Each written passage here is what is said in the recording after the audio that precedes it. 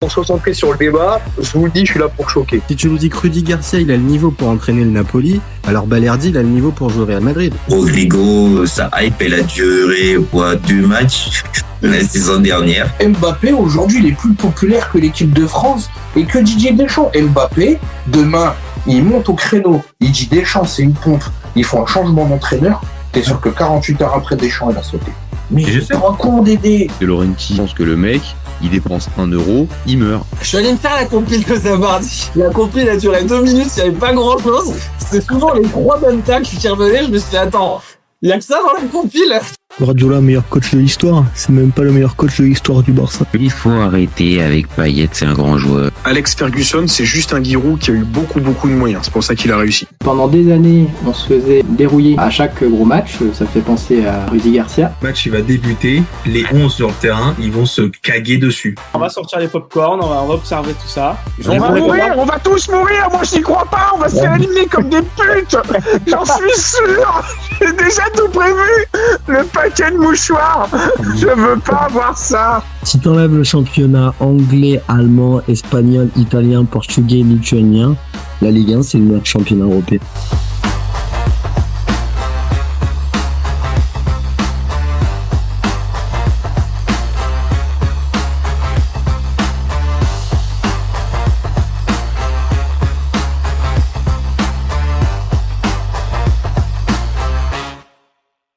Salut à tous! Super content de vous retrouver pour un nouveau débat du FC Copain. Alors, pour m'accompagner aujourd'hui, je suis avec Alex. Salut mon copain.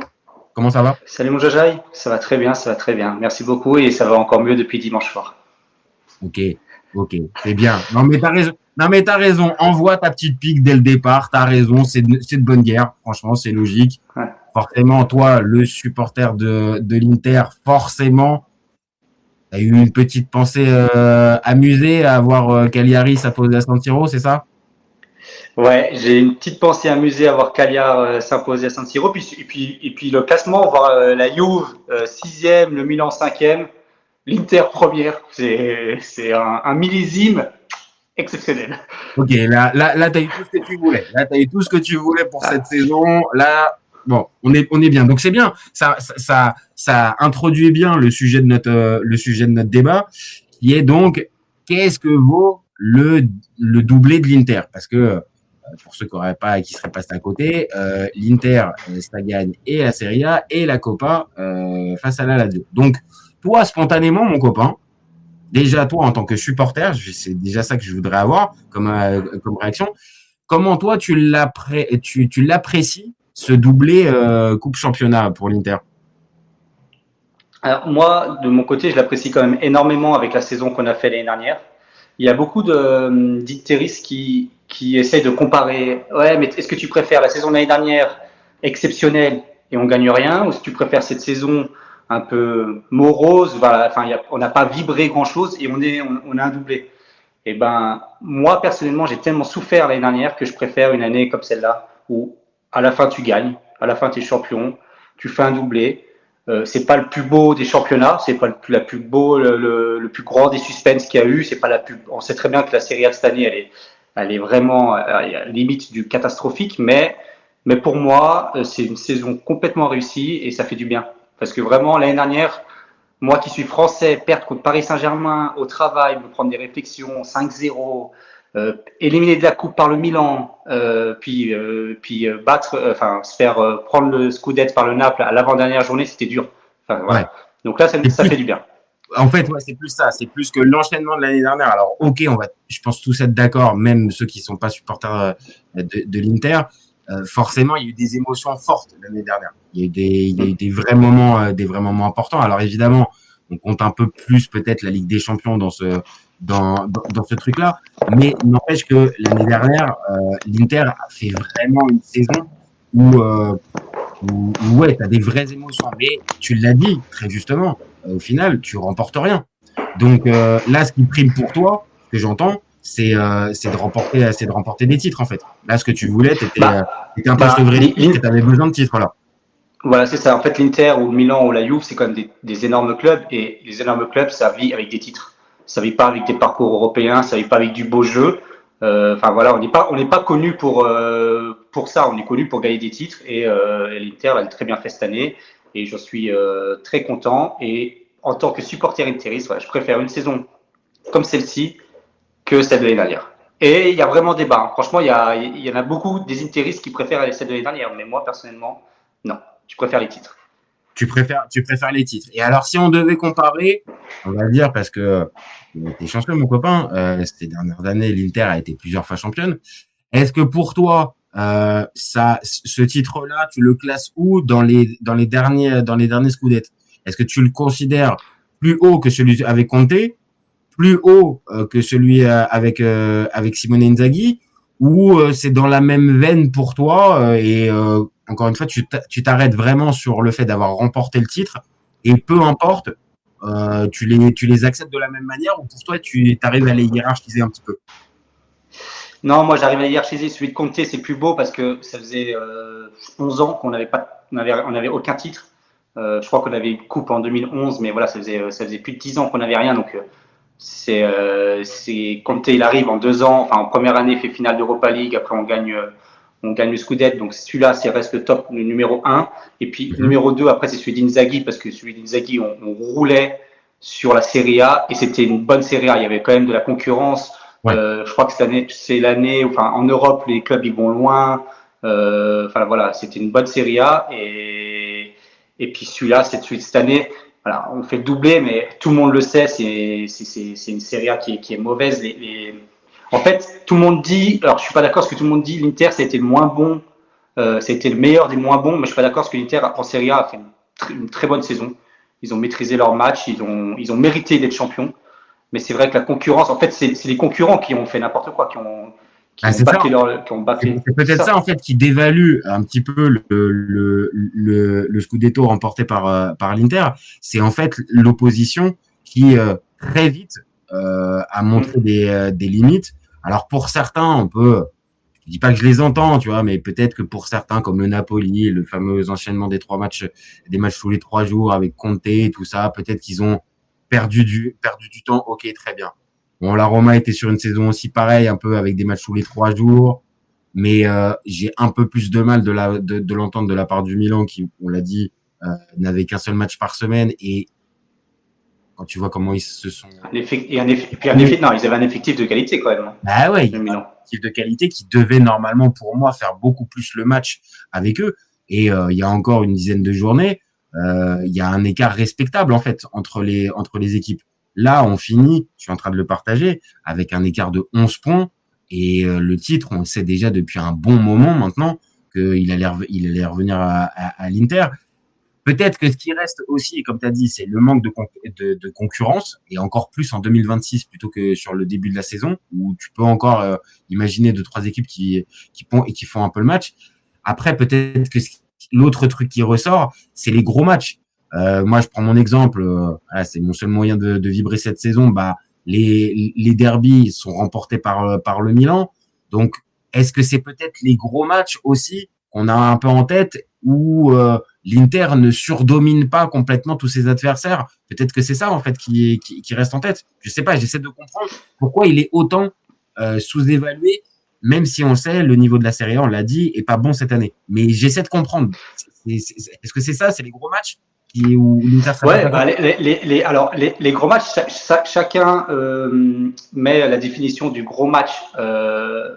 Chacun a sa définition. Parce que par exemple, l'Inter, si tu regardes le classement, les gros matchs contre le 3e et 4e, Comme et Rome, c'est 12 points sur 12. Pour moi, par exemple, c'est des gros matchs, ils ont fait 3e et 4e. Je suis d'accord. 12 points sur 12.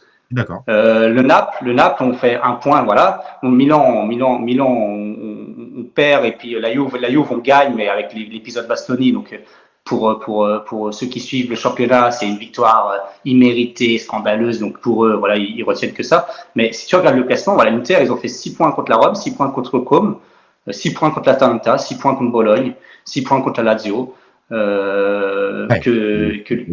C'est correct contre les gros. Il y a juste ce fameux derby et le match contre le Napoli. Voilà. Maintenant, c'est vrai que quand on y regarde pendant une partie de la saison, on pensait pas forcément que la Roma et Comme allaient finir 3 et 4. Donc c'est peut-être aussi ça qu'on a gardé en tête en mode ils ont peut-être réussi face aux équipes un peu de seconde partie de tableau, mais force est de constater que Roma et Como, c'est dedans. Donc après, oui, c'est vrai que c'est une nuance. Quand tu arrives à battre ces équipes-là et que tu termines avec 11 points d'avance, c'est quand même aussi un gage de crédibilité peut-être. Ouais, et puis aussi la crédibilité, c'est que quand même, moi ça reste quand même un beau champion parce que il perd tout l'année dernière. C'est un entraîneur qui arrive, c'est un entraîneur, on le sait, malgré les déclarations de début de saison, c'est un entraîneur qui n'était pas voulu. L'Inter voulait Fabregas, voulait un grand nom, ils ont eu Kivu, ça devait être même Vieira au bout d'un moment, heureusement, c'était Kivu ou Vieira. Et là, tous les interistes, on était pessimistes sur cette saison. Moi, je pensais que Kivu, en novembre, c'était fini. Et puis, pour rappel, sur les 3 premières journées, il y a 2 défaites. Ouais, ça commence très mal. Ça commence très mal. Ça commence très très mal. Et franchement, ils sont très vite remis dedans. Et je pense que Kivu, il a très vite compris qu'il fallait prioriser une compétition. Et c'était le championnat à 100%, quitte à laisser de côté la Ligue des Champions. Il a été critiqué par les médias pour ce choix, mais au final, il a eu raison. Au final, oui, sur ça, on est bien obligé de reconnaître qu'il a eu raison. Il fait le doublé parce que là, on s'arrête sur la Serie A, mais tu es obligé en plus de préciser quand même que avec ça, tu t'ajoutes la Copa. Alors, je suis en train de partager le parcours. Alors, ok, c'est pas le parcours le plus extraordinaire. Tu joues Venezia, tu joues Torino. Bon, après, il y a la demi-finale contre Como. Voilà, en plus avec. Tu perds 2-0 quand même. Tu perds 2-0 et tu regagnes 3-2. C'est ça. C'est mes seules émotions cette année. Voilà. Voilà, tu vois. Donc, c'est quand même bien. Tu vois, c'est là où je veux t'amener aussi. C'est sur les fameuses émotions. Et est-ce que les fameuses émotions, on ne les retient qu'à partir du moment où il y a les titres, où il y a les contenus des matchs et tout ça. Et forcément, le match avec l'année dernière va rentrer parce que spontanément, tu as plus de matchs qui vont peut-être te venir en tête quand tu vas penser à l'Inter 2024-2025, qu'à celle de 2025-2026. Mais le paradoxe est que forcément, tu as les titres à la fin de cette saison. Là où l'année dernière, tu termines un peu la queue entre les jambes. Donc, oui, je peux comprendre ça. Maintenant, toi, qu'est-ce que tu penses de Kivu? Justement, là, tu as commencé un petit peu à en parler. T'es agréablement surpris, justement, maintenant, par son évolution, ou t'as encore un petit peu des points d'interrogation sur lui, par exemple, sur sa capacité à mener loin l'Inter en Coupe d'Europe? Non, alors moi, j'ai quand même un minimum retourné ma veste parce que, voilà, il a quand même fait de grandes choses. Je pense que c'est un meneur d'hommes. Ouais. Les déclarations des joueurs, ça se voit, c'est beaucoup de l'affectif, beaucoup dans le mental. Après, je pense que tactiquement, c'est pas un grand entraîneur et je pense que l'Inter passera plus de palier européen tant que ce sera Kivu entraîneur. Je pense qu'un un long parcours européen avec Kivu, je pense qu'on peut plus miser dessus. Par contre, voilà, il arrive à mener des joueurs, à se fixer des objectifs et à les fixer à ses joueurs et que ces joueurs répondent présents. Mais je pense qu'on n'arrivera pas avec lui à être sur les 3 compétitions. Il n'est pas aidé par les dirigeants aussi parce qu'on ne recrute personne. C'est ce que j'allais te dire. C'est-à-dire, est-ce que, par exemple, là, on le sait, l'été dernier, on l'a pas trop écouté. Je pense, tu me dis si je me trompe, mais on l'a pas trop écouté pour la constitution de l'effectif et sur le mercato. Est-ce que là, cet été, il peut être un peu plus pas dominant, mais plus important, on va dire, dans les choix et déterminant dans les choix, pour qu'on lui donne un petit peu une équipe qui puisse lui ressembler? Est-ce que tu penses que c'est possible, ou au contraire les dirigeants vont faire de leur côté leur mercato et puis tu te débrouilleras, Christian, avec ce qu'on te donne? Je pense qu'il va avoir une ligne directrice, mais les joueurs qu'il veut, en tout cas, il les aura pas. Je sais qu'il veut du Nicopas, il veut du Koné, Manu Koné, mais ça, je suis sûr et certain. Je suis sûr. Enfin, pour moi, ces joueurs-là ne signeront pas à l'Inter. On va se retrouver avec des joueurs, des bons joueurs de Serie A, comme on a recruté Boni, par exemple, qui est un bon joueur, ou alors on va faire du prospect comme on a fait avec Susic. Voilà, mais des recrutements malins, mais des recrutements de joueurs tout de suite qui te font passer un palier, je pense qu'on n'en aura pas. Et puis Kivu, pareil, il voulait passer en 4-2-3-1, après en 3-4. Et je pense que l'année prochaine, ce sera de nouveau un 3-5-2, malheureusement. Mais Donc ça veut dire qu'à un endroit, il n'arrive pas encore à s'imposer tactiquement, parce que sans aller jusqu'à c'est la même chose qu'avec Simone Inzaghi. Si là tu me dis que par exemple il repart encore avec un 3-5-2, bon après je sais pas, je connais pas véritablement son background. Peut-être que c'est un mec qui aime véritablement la défense à 3 et tout ça, mais comme là tu dis, et je me rappelle à un moment donné, il a essayé de faire évoluer l'équipe vers un 4-2-3-1, il est vite revenu dessus. Si on reste encore la saison prochaine, donc ça sera sa 2e saison sur le banc de l'Inter, avec un système de jeu qu'il subit plus que celui qu'il impose, c'est aussi pour ça qu'il y a des réserves aussi un peu sur Kivu. C'est que c'est pas un entraîneur avec une identité forte. C'est ça.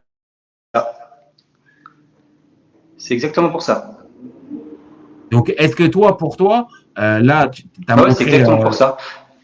Ouais.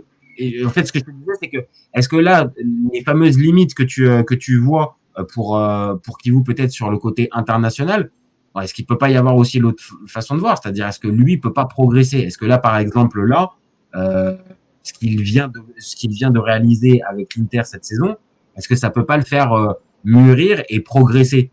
T'es pas trop sur cette ligne-là? T'es encore un peu sceptique encore sur lui? Tu penses pas qu'il peut progresser? Non, je pense pas. Je pense pas. Et après, je connais personnellement un ancien joueur qui s'appelle Mattia Zanotti, qui est maintenant à Lugano, qui était en Primavera avec l'Inter à l'époque, qui a été prêté à Saint-Gall, et puis Mattia Zanotti. Et lui, il me disait qu'en Primavera à l'Inter, Kivu, il faisait rien.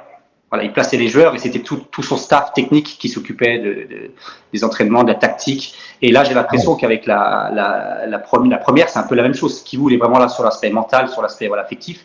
Et après, tout ce qui est plus tactique, c'est plus le staff. Et je pense par contre qu'il sait bien déléguer, qu'il sait bien se faire accompagner. Mais je pense que lui-même n'est pas un grand tacticien et pas un grand passionné de football. Tu vois, je pense pas que ce soit un grand passionné de football comme peut l'être un De Zerbi ou un Italiano ou un Fabregas qui va se ou même un ou tu peux même dire à Simone Inzaghi aussi.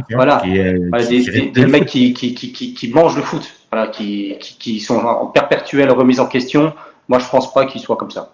Tu penses que c'est plus le staff, justement, qui lui amène, le staff qu'il a autour de lui, qui lui amène un petit peu cette lecture-là, mais lui, spontanément, c'est pas le gars qui va donc dans cette catégorie d'entraîneur qui veut progresser tout le temps et qui veut essayer de se perfectionner. Bon, après, là, je suis en train de partager les stats.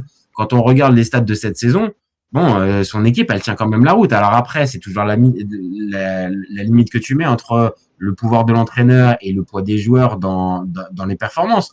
Mais quand on voit son Inter, c'est quand même une Inter qui est un minimum séduisante. Tu vois, on est à plus de 2 buts par match en championnat. On est quand même à 18 matchs, 18 clean sheets. En termes de grosses occasions par match, on est quasiment à 4. On est à 17 tirs par match. Une équipe qui a plus de 58% la possession. Bon, alors ok, peut-être que c'est pas que de son fait, mais son équipe, mine de rien, et ça peut rajouter un peu et rehausser un peu le scudetto de l'Inter. L'Inter aussi, dans les matchs, on l'a dit, elle a maîtrisé, mais sur les stats générales, c'est une équipe qui tient la route. Et 0 carton rouge. 0 carton rouge en Serie A. Donc en plus, et pourtant, c'est une équipe plus agressive qu'avec Inzaghi, parce qu'à la récupération, il faut tout de suite chercher haut, alors qu'Inzaghi, il se projetait, c'était une défense basse. Là, ils vont tout de suite presser haut. Donc, c'est une équipe qui se déploie plus, donc qui devrait avoir plus de cartons jaunes. Avec Inzaghi, dès qu'il y avait quelqu'un qui prenait un carton jaune, il sortait. Lui, carton jaune, le joueur reste sur le terrain. Et ça aussi, ça a été très, très positif cette année. Les joueurs, il fait confiance aux joueurs, en fait. Inzaghi, tu prenais un carton jaune, il sortait à la mi-temps. C'était il y avait trop de turnover, il y avait trop ce côté un peu...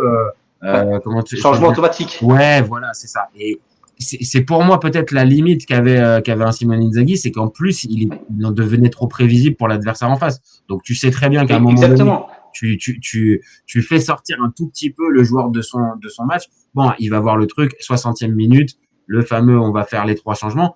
Après, c'est ça. On va pas non plus lui taper dessus. Inzaghi, son bilan, il a été plus que positif, 2 fois en finale de Ligue des Champions, Scudetto, tout ça. Oui. Ça va dire. Non. Inzaghi très très très positif, et puis aussi un énorme changement entre Inzaghi et Kivu, c'est la gestion tu l'as dit, des changements pendant le match, mais surtout la gestion des cadres. Par exemple, je me rappelle, au bout de 3 journées, Il a déjà fait une défaite à domicile. On joue contre la Juve. Lautaro, il est nul. Il sort à la 50e minute. Ah, c'est pas Et ça, avec Inzaghi, c'était pas possible. Et il a pas peur de faire sortir un cadre très vite. Barella, quand il était nul, il sortait au bout de 50 minutes. Voilà, donc il a osé faire des choses et puis au final ça a marché. Et ça peut c'est très bien pour lui. C'est pour ça que je dis que je pense que c'est un meneur d'homme. Ah, c'est ça, c'est peut-être Après, ça marche de progression, c'est que on l'a identifié, c'est plutôt un meneur d'homme. Donc, ok, peut-être que la partie tactique, il est encore loin d'être parmi les meilleurs. Il peut continuer de progresser, c'est ce que je pense, parce que n'oublions pas, ça reste un jeune entraîneur. Hein. Ça reste un entraîneur qui est pas en train de parler d'un mec qui a 15 ans de bouteille et qui arrive là à l'Inter à faire le doublé. C'est peut-être aussi un gars qui peut continuer de progresser. Par exemple, même sur la valorisation des joueurs, cette saison, quand on regarde un peu les meilleurs buteurs, meilleurs passeurs, est-ce que toi, tu as la sensation qu'il a fait progresser? Ouais, je vais poser cette question. Est-ce que tu as la sensation qu'il a fait progresser des joueurs ou à l'inverse, pareil, son management, était plutôt bon, mais faire progresser les joueurs, non, t'as pas senti ça. Est-ce que t'as cette sensation? Alors, il y a 3 joueurs qui ont vraiment progressé sous Kivu. T'as Bissek. Ouais. Mais après Bissek, c'est parce que on a quand même eu des matchs faciles. On n'a pas eu un parcours européen où on a joué contre des grosses équipes parce que dès qu'il faut défendre, il est en difficulté. Quand Bissek, c'est un joueur élégant, rapide, qui se projette vers l'avant, mais dès qu'il faut défendre, c'est compliqué. Donc, il a fait une bonne saison, mais on n'a pas été trop mis en difficulté. Après, il y a Zielinski, le Zielinski d'Inzaghi et le Zielinski de Kivu. Rien à voir. Ah, c'est 2 salles de ambiance. Hein. Mais alors vraiment, mais c'est rien à voir. Zielinski, c'est la résurrection. Vraiment. Ah ouais, vraiment. Et puis après, il y a Di Marco. Di Marco, voilà, il le disait en interview.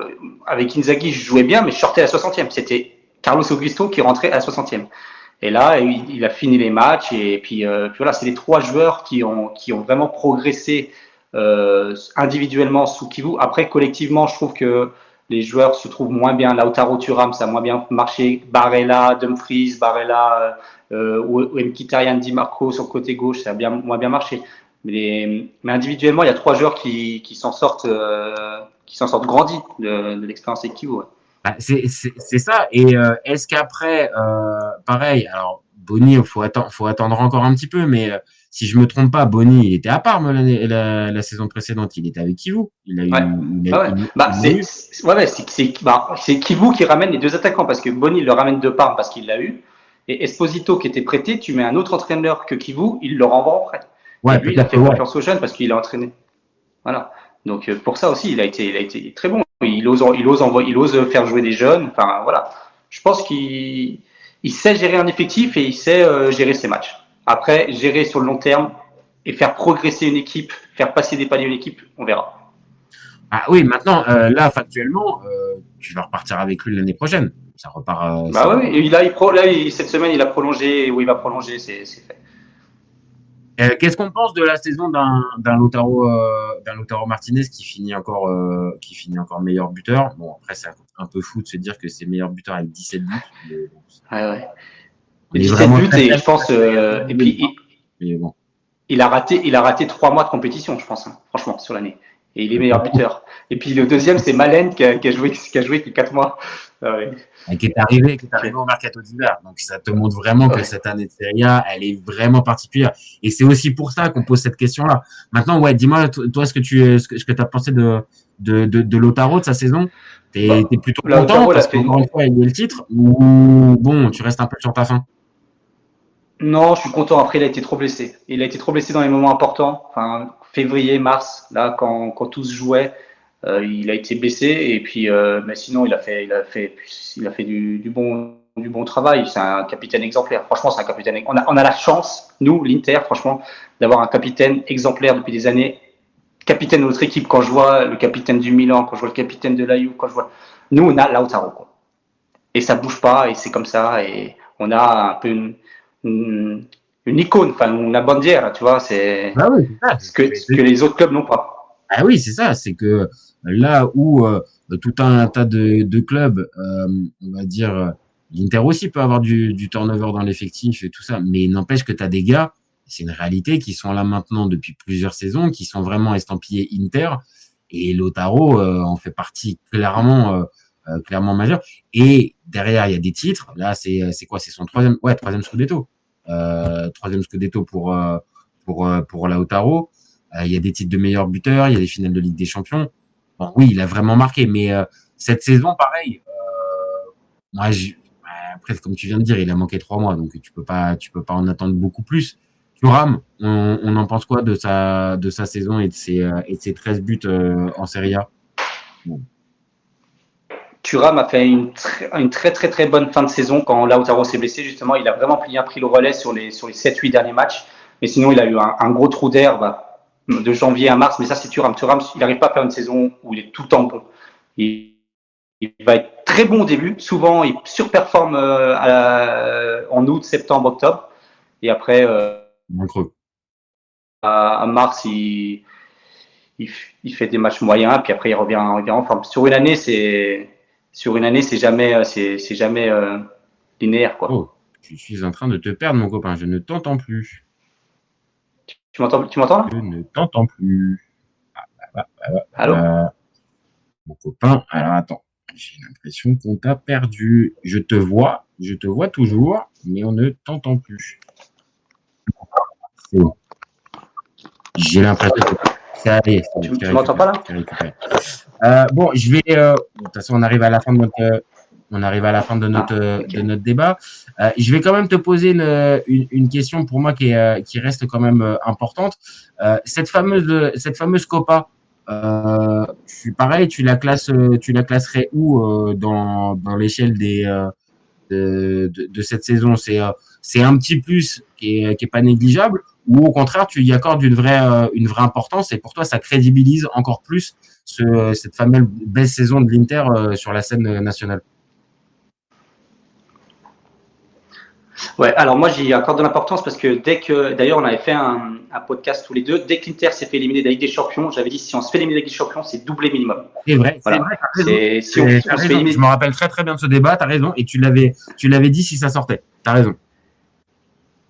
Ouais, je t'avais dit si ça sortait, il faut que l'Inter fasse le doublé et du coup ils ont fait le doublé et même d'ailleurs tous les joueurs 2-3 semaines avant la coupe ils disaient non, nous on doit faire le doublé, ils étaient vraiment mentalisés pour ça. Donc ça c'est une coupe qui restera quand même. Le seul petit bémol c'est que la finale, l'adversaire était vraiment trop faible. C'était une finale terne que l'Inter a maîtrisé de tout le match et puis il y avait rien en face. La Lazio, mon Dieu, c'était faible. Donc et d'ailleurs la Lega Serie A est dégoûtée parce que c'est du coup l'affiche de la Super Coupe qui va pas du tout se vendre. Ah oui, oui, au final ça va être la finale. Ouais. Oh là là, oui. Donc là j'avoue, je confirme. Mais normalement maintenant ils font plus ça à 4 maintenant. Ils font pas ça à 4 avec 4 équipes maintenant la finale. Bah non, là il la referait à 2. Il la referait à 2 parce que pareil à 4 ça te rajouterait du coup, je sais pas, peut-être le coop. Les com, je pense que ça se vend pas à l'étranger, enfin tu vois. Donc en tout cas, si on se retape la même finale, alors peut-être comme ça arrive à partir, peut-être qu'il y aura une autre ambiance du côté de la Lazio, mais c'est vrai que la Lazio de cette saison, oh là là, qu'est-ce que c'était triste. Ça faisait peine à voir. Mais attends, et t'as vu qui c'est qu'ils vont prendre comme coach? Non, j'ai pas vu. Ils vont récupérer qui la Lazio? Parce que là, ton optimisme va s'enfuir d'un coup. Hein. Ils vont récupérer le Gattuso.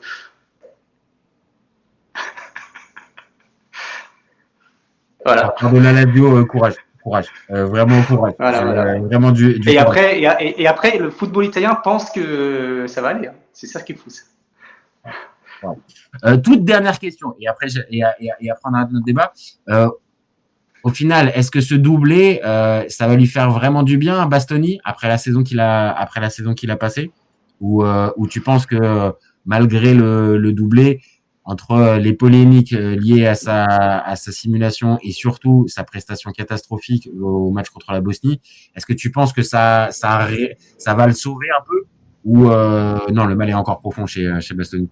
Ouais, non, le mal est encore profond. Et moi, je pense qu'il va partir. Enfin, moi, pour lui, il faut qu'il parte. Parce que il se fait siffler dans tous les stades. En sélection, il va se faire siffler. voilà, faut qu'il parte et puis qu'il prenne la bol d'air. D'ailleurs, il y a sa femme qui a fait une interview qui a dit que c'était vraiment, enfin, ils ont vécu des mois quand même difficiles. Non, je pense qu'il parte. Je pense aussi même pour le bien de la nationale, parce que je pense que ça peut être par lui aussi que tu peux reconstruire aussi. Il reste encore jeune. Il faut qu'il parte. Mais j'ai la même sensation, franchement, entre cet enchaînement avec le carton rouge de Kaloulou et quelques semaines après le match cata contre la Bosnie. J'ai peur un peu pour. Bon, merci mon copain. Merci à toi d'avoir fait ce débat. Donc au final, ça vaut quoi ce doublé? Ça vaut du kiff, pour tous les supporters de l'Inter qui veulent voir leur équipe gagner. Ah oui. Ouais, c'est pas le plus beau. C'est pas le plus beau, mais t'as bien résumé.